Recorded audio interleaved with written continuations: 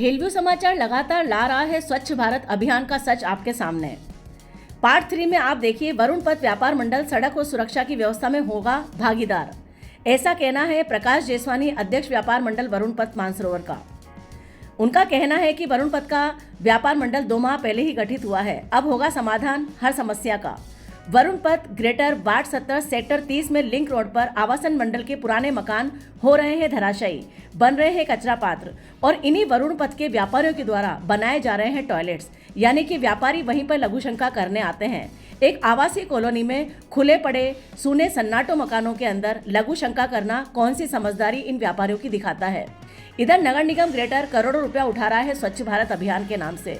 उधर कर्मचारी अधिकारी स्वच्छता के नाम से निगम से रहते हैं गायब और बाजार और कॉलोनियों की हालत है नरक से ज्यादा बदतर। स्वच्छता का अभियान राजस्थान की सरकार के लिए ही नहीं, भारत सरकार के लिए एक बहुत बड़ा विषय है। ऐसी स्थिति में लगातार भारत सरकार की तरफ से होते हुए आह्वान और राजस्थान सरकार की तरफ से होते हुए आह्वान स्वच्छता के अभियान को बहुत ही पुरजोर तरीके से चला रहे हैं और करोड़ों रुपया पानी की तरह बहाया जा रहा है स्वच्छता के नाम पर। लेकिन उसके बावजूद शहर की गलियां, मोहल्ले, कॉलोनियां सड़े हुए हैं।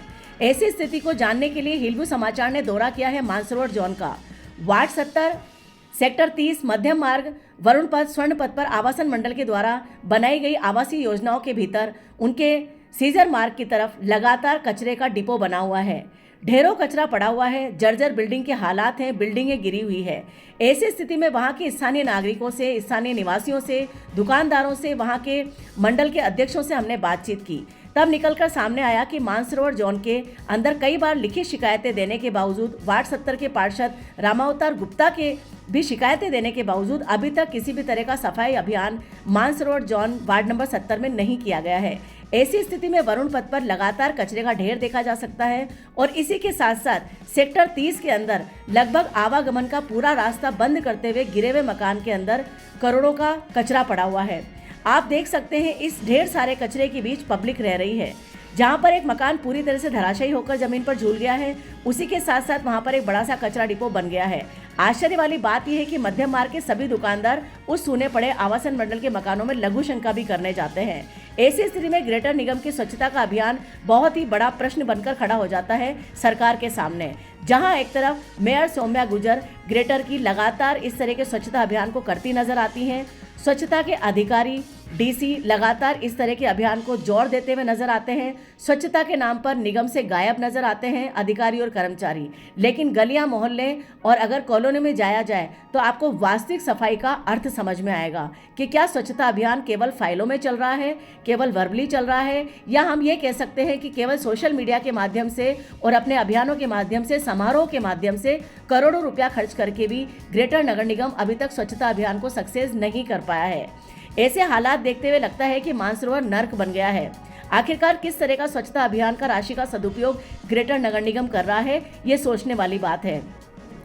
रुक्मणी रियाड़ आयुक्त हैं नगर निगम ग्रेटर की। जल्दी उनसे प्रश्न पूछा जाएगा कि स्वच्छता अभियान का करोड़ों का रुपया कहां लग रहा है कि इस तरह गलियां सड़ रही है, कॉलोनियां सड़ रही है और लगभग 3 ट्रक कचरा इस समय सेक्टर 30 में पड़ा हुआ है। ऐसी स्थिति में हिलव्यू समाचार लगातार प्रश्न उठाएगा ग्रेटर नगर निगम के मानसरोवर जोन के डीसी से और इसी साथ साथ मेयर सौम्या गुर्जर से और कमिश्नर रुक्मणी रियाड़ से कि आखिरकार किस तरह का स्वच्छता अभियान नगर निगम ग्रेटर कर रहा है जयपुर में।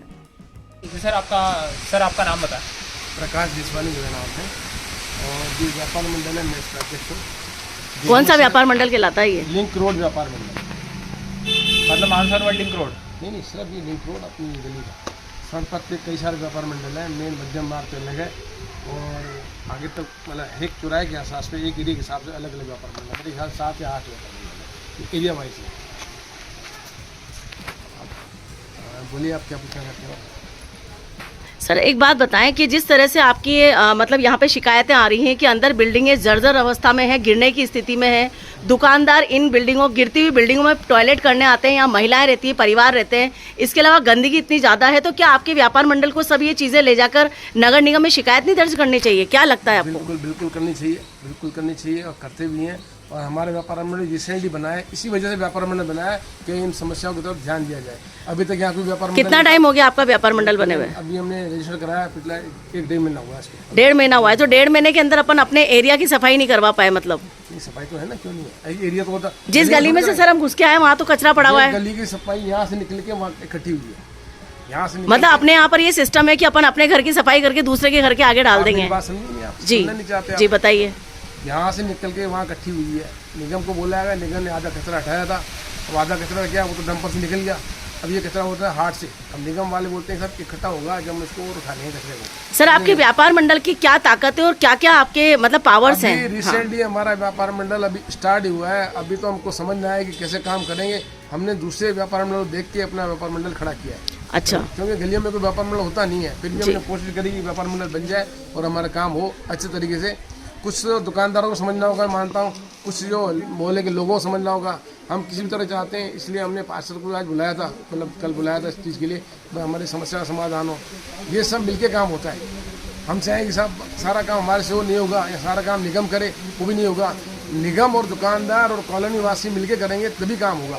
और अभी शुरुआत हुई है, मैं ये नहीं कर रहा हूँ मैं किसी का फेर ना। पार्षद साहब ने बहुत मेहनत करी है इस मामले में, कहीं उसका पार्षद साहब गलतियाँ भी हो, है ना, पर अभी जो पार्षद साहब ने काम किया है, इतने टाइम तक पार्षद साहब एक्टिव नहीं थे, क्योंकि इसमें उससे पहले क्या था कि सरकार भी अलग अलग थी, निगम बोर्ड अलग था। अगर आप पार्षद साहब की एक्टिवनेस की बात कर रहे हैं सर, अभी हम लोग उसके ऑफिस से आ रहे हैं और लगभग 2021 से उन्होंने लगभग 300 से 400 पत्र सरकार को, शासन को, प्रशासन को, निगम को लिख दिए गलियों की सफाई के। इसके अलावा उन्होंने बहुत सारे पत्र लिखे हैं अवैध निर्माण, अतिक्रमण के।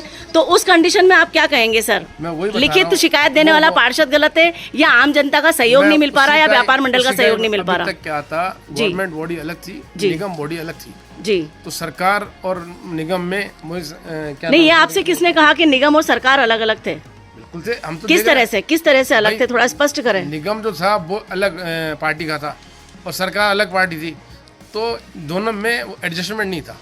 अच्छा, आपका कहना है कि मतलब काम नहीं हो पा रहा था। आपका कहना है कि वहाँ पर मेयर भाजपा की थी और कांग्रेस की सरकार थी, इसलिए काम नहीं हो पाता था। तो सर प्रशासनिक सेवा के बारे में क्या कहेंगे? प्रशासन तो किसी का भी सगा नहीं होता, वो तो किसी पार्टी से संबंधित नहीं होता, तो प्रशासन ने काम क्यों नहीं किया?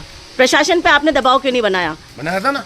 क्योंकि जो कमिश्नर होते हैं वो तो न तो भाजपा के होते हैं ना कांग्रेस के होते हैं, तो क्या कमिश्नर से भी आपकी सुनवाई नहीं करी? देखो, हमारे को तो समझ में आता है, मेरे को लगता है जब तक एक तरह की सरकार नहीं हो, चाहे वो कांग्रेस की हो चाहे बीजेपी की हो, हम तो व्यापार मंडल वाले, अगर कांग्रेस की पूरी सरकार हो तो ढंग से काम हो जाए, अगर बीजेपी की सरकार हो, हमने प्रैक्टिकली देखा है जो काम एक कांग्रेस का पास करना चाहता है उसको बीजेपी वाले लोग। सर पिछले 1.5 महीने से तो बीजेपी की सरकार है, बीजेपी की मेयर है सौम्या गुर्जर, तो ऐसी स्थिति में क्या क्या रिजल्ट मिले आपको अभी तक? अभी तक मुझे लगा है जो काम अब तक नहीं हुआ तो अब चालू हुआ है गलियों में। अभी तो सारे गंदगी रह रहे थे, ये सब कचरा दिख रहा है, गलियों से निकला हुआ कचरा है। चलिए कोई बात नहीं, आप ये बताएं कि चूंकि व्यापार मंडल के अध्यक्ष बने हैं आप, तो अब आपकी प्राथमिकताएं क्या रहेगी अपने व्यापार मंडल के लिए, अपने आसपास के वातावरण के लिए? हमारी प्रार्थना सिर्फ व्यापार मंडल के लिए, हमारी गलियों के लिए नहीं है, हम इसके लिए नहीं है। हमारी प्रार्थना सिर्फ व्यापार मंडल के लिए, दुकानों के लिए। हम चाहेंगे कि दुकानदार समझें जो उन्होंने अतिक्रमण कर रखा है इसको अपनी हद में रखें, और ये हमने शुरुआत कर ली है। आप देखो आज गली खुली नजर है, आप 2 दिन पहले आते तो गली में सारा अतिक्रमण लगा हुआ था। इसमें कुछ सहयोग हमारे को राजीव जी ने भी किया है, हमारे इसने राजवीर जी ने भी। तो हम चाहते हैं दुकानदार अपनी हद में रहे और फिर दुकानों के बाहर एक डस्टबिन रखें।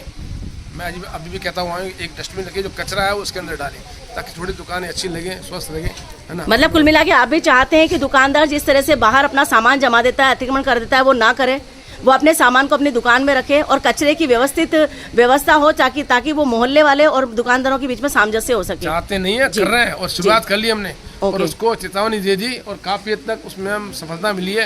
लेकिन मुझे लगता है कि इसमें हमको टाइम लगे। हम भी समझते हैं कि इसमें दुकानदार आसानी नहीं मानेगा।